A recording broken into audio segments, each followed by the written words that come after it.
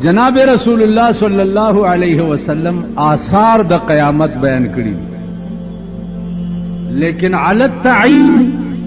هغه تاریخ چې دا ورځ به په کوم ورځ باندې بدا کم تاریخ باندې بدا ورځ برپا کیږي دا سوا د خدای نه بل چاته نشته.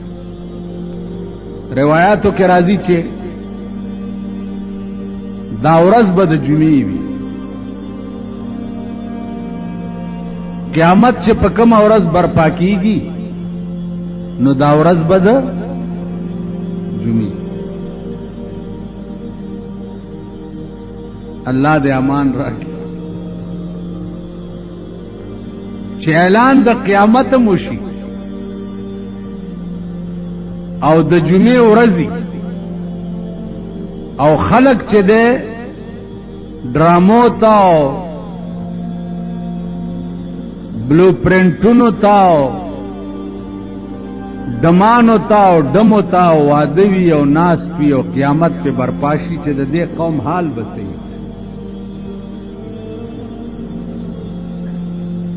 یو خدا چې قیامت راغی او ته په سجده پروت دی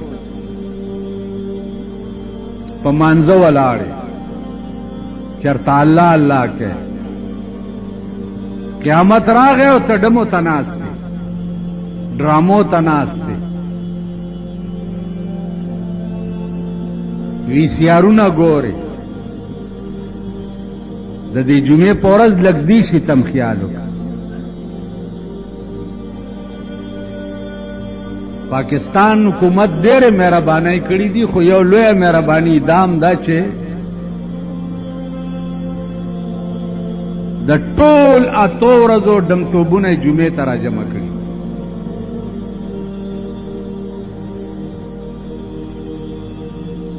نو حدیث کې راځي چې دا ورځ چې ده دا به د جمعې ورځ. اوس جمعې ورځ ته جمعه ولې وایي؟ د دې ډېر وجوهات علماو بیان کړي.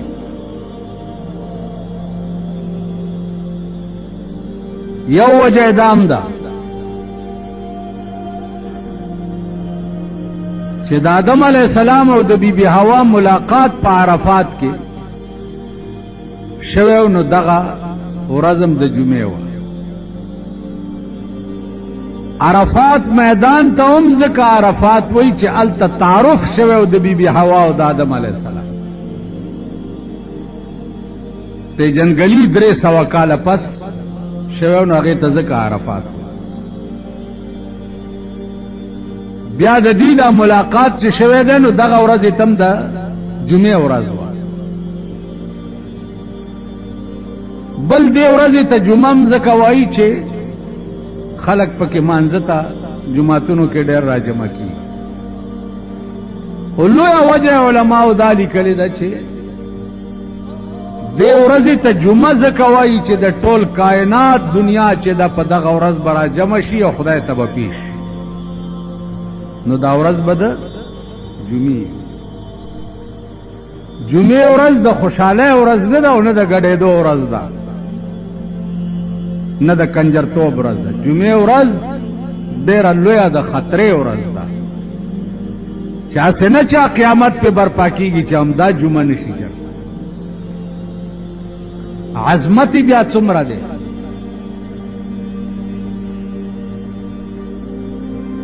عظمت یې څومره دی؟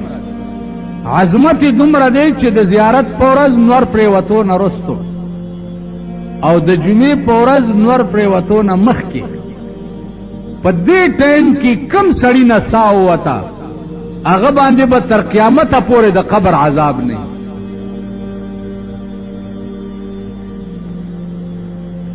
د جمعې د ورځې بزرګي او تقدس اون دومره اوچت یعنی الله پاک دې ورځې لا څومره لوی اهمیت ورکړی دی. حدیث کې راځي چې دا عذاب به څنګه نه وي په دې مړي چې د جمعې په شپه او جمعې په ورځ مړ شي. وایي داسې به نه وي پرې چې یو جمعه باندې دی مړ شو نو دا جمعه به بلې جمعې ته شپاړي چې بله جمعه راشي هغه جمعه به وکالت کوي چې نه د ده ساه په ما کې ختلې وه خبردار چې عذاب نږدې را نشي هغه جمعه به بلې جمعې ته وسپاري تر قیامته پورې به په دې سړي د قبر عذاب نه د جمعې عظمت هم بیا دومره اوچت عزیزانو په ټوله هفته کې د 2 ورځو عظمت ډېر اوچت دی یو د جمعې عظمت او یو د پیر د ورځې عظمت د رسول الله صلی الله علیه وسلم ولادت اقدس چې دی د پیر په سحر شوی او بیا وفات هم د پیر په ورځ شوی نو د پیر ورځ او د جمعې ورځ په دې اتو واړو ورځو کې ډېرې لویې د شان ورځ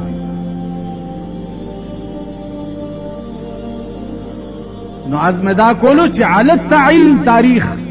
د قیامت معلوم نه دی لیکن چې کله برپا کیږي نو ورځ به د جمعې وي او برپا کیږي به څنګه اقتربت الساعة وشق القمر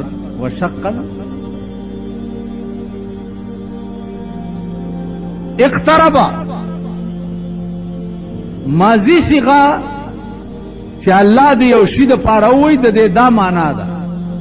چې قیامت تیر نه ده اقترب دا معنا چې داسې وګڼه لکه چې دا ورځ تیر شوی وي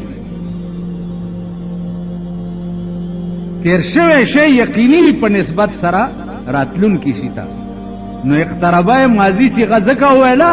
چې دا داسې وګڼه لکه چې تیر شوی ډیر نږدې ده هر څه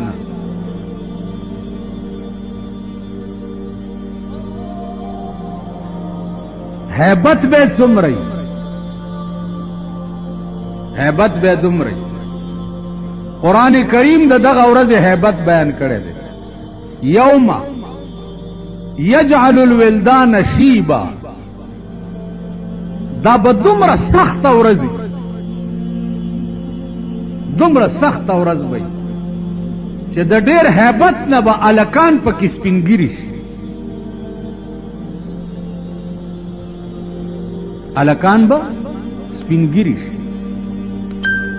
او السماء منفطر به آسمان به ټوکړي ټوکړي شي او پزمکه به راوغورځي دا د انساني عقل خبرې نه دي اسمان به مات شي د ډېر هیبت نه به ملایکې د اطرافو ته منډې ووهي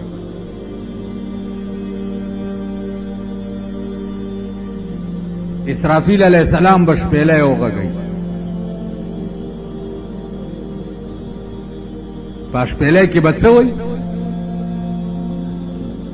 په شپېلی کې به وایي چې او زړو شوو غوښو او زړو شوو هډوکو تیار شئ او راپاسئ د پاره د حساب د چا د بدن غوښې او هډوکي چار ځای ته رسېدلي داسې د هوا کې به راوالو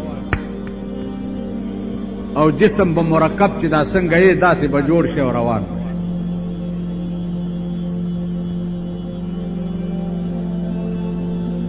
اوس کافرو به څه وي پیغمبر چې دا خبره قرآن وکړه هغې ووایي چې اذا متنا وکنا ترابا ذلک رجع بعید مونږ چې مړه شو او خاورې ایره ایره شو بیا را ژوندي کېدل دا زمونږ عقل نه مني قرآن راغی چا یحسب الانسان ان لن نجمع عظاما ستا دا خیال دی چې ستا دا هډوکي به زه بیا برابر نه کړم راجمع به نه کړم بلا قادرین علی ان نسوی بنانا هډوکي دې راجمع کول خو پرېږده چې دې ګوتو کې دې دا نری کرښې چې دي دا به م رانه لاندې باندې نه شي اوس حیران کن خبره درته بله وکړه په دې اوس تاسو څه په ډب یئ دې ګوته کې که داسې په خوردبین باندې وګورئ نری نری کرښې شته پکې دې ګوتو په کاغذ ګوته لګوه د پلارو لګوا د زویو لګوا د ښځو لګوا د مورو لګوا د پلارو لګوا وغیره وغیره پردی ګوتې ولګوا په کروڑونو ګوتې ولګوه د هر یو ګوتې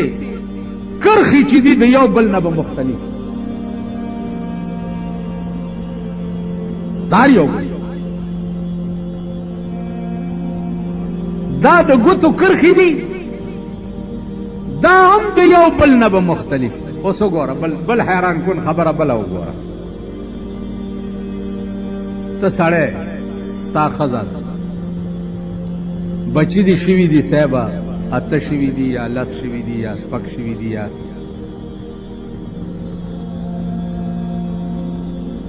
ستا یوه نطفه ده